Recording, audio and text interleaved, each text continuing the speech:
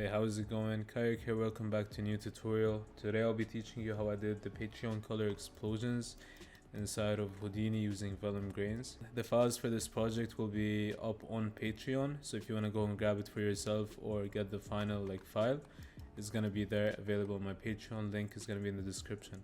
So first thing that I did was that I imported the logo or the mesh that I want to do the explosions on. So I grabbed this Patreon logo from Sketchfab and I made it small around this scale. Always work with smaller scales when you're working with grains. It's just going to be easier for you to manage. And what I did is that I dropped a vellum constraints grains, so a vellum grains node. And once you drop it and you check this option which says create points from volume, it's going to change it, turn your mesh into points. And you're going to be able to control how many points you have on your mesh through this particle size slider. So the more you increase this value, the less points you're going to have on your mesh. So for the sake of this tutorial, I'll go with 0.08, which is going to give me around 8,000 points, so that I'll have faster previews. But what I had in my original render was something like 0.015, so I was working with around 2 million points. So that should be good to give you a nice render. Just keep in mind that vellum grains in general are a bit heavier than pop grains, so don't go with extreme values.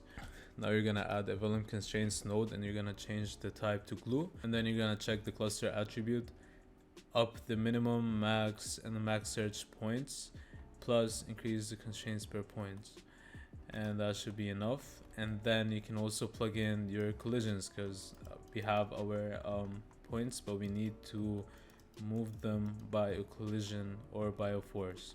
So for the collisions, I just did manual collisions just by spheres and transforms, so that I can have more control over where I want the explosions to happen. If you don't want to take this approach, you can also randomize the collisions and set something up like this.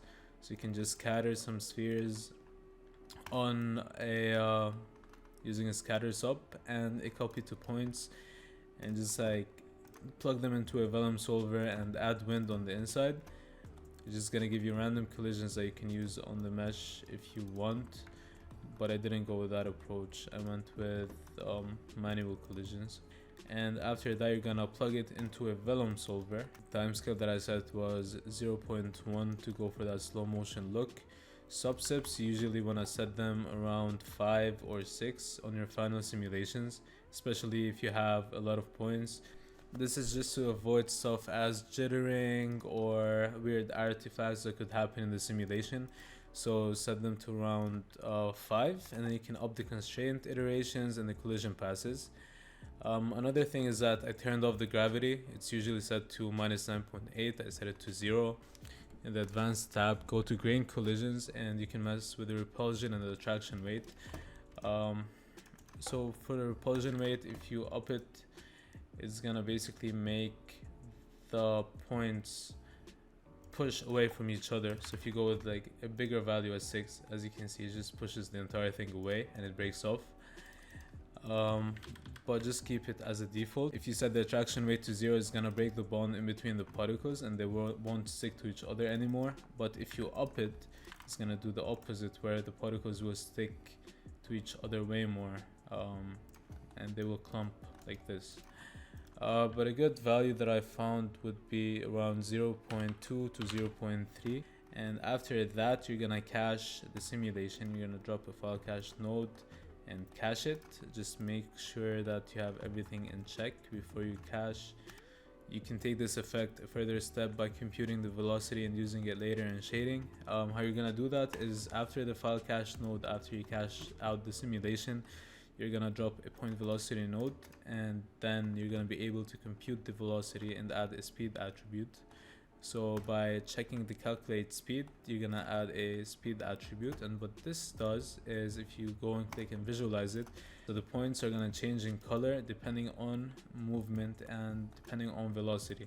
So where the collisions hit, the color of the points is gonna change. After that, you're gonna drop a color sub, and then you're gonna feed the speed attribute in, and then you're gonna be able to use that in shading later on. And the last step would be to drop an attribute delete node and then delete everything except for the CD attribute or the speed or whatever attributes you decide to use later on.